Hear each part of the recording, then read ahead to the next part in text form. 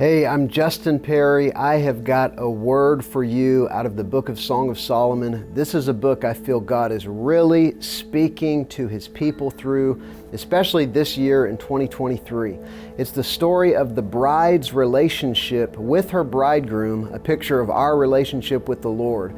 And she goes on a whole journey of being transformed and eventually being baptized with fire and stepping into the fullness that she was created for.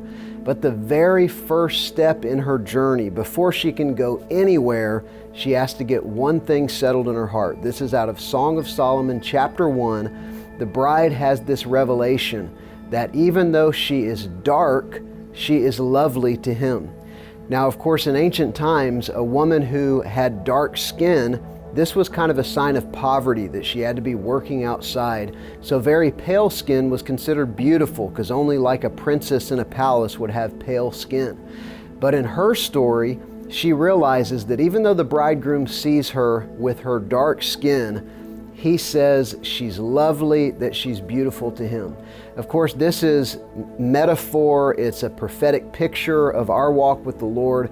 And the very first step, something we've got to get settled from the get-go if we're going to go where God's calling us to, and that is that even though we're dark, we're lovely to Him. You know, we're still in process. We're being transformed. It's called sanctification. It's called transformation.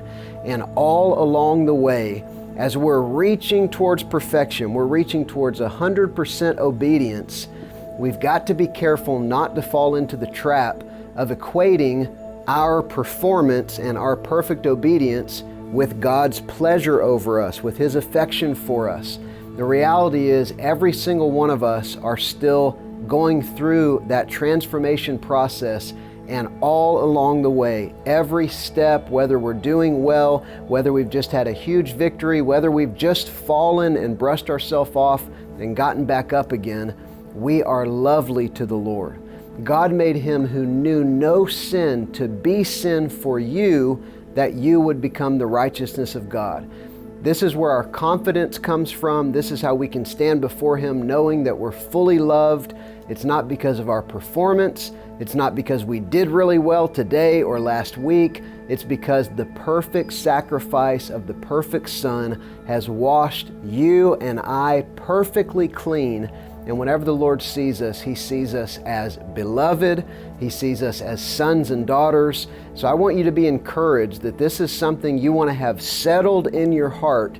And it's actually what will enable you to be propelled into a journey that leads to fulfillment of every promise in your life, that leads to big things that God planned for you before you were ever born. So bless you, and I just pray that this year would be a year where you walk in confidence before the Lord, you know how loved you are, and that in that love you walk through the process of God, knowing that everything He's doing in your life is good, that all of His plans are perfect, and that His hand in your life is shaping you into someone like the world has never seen.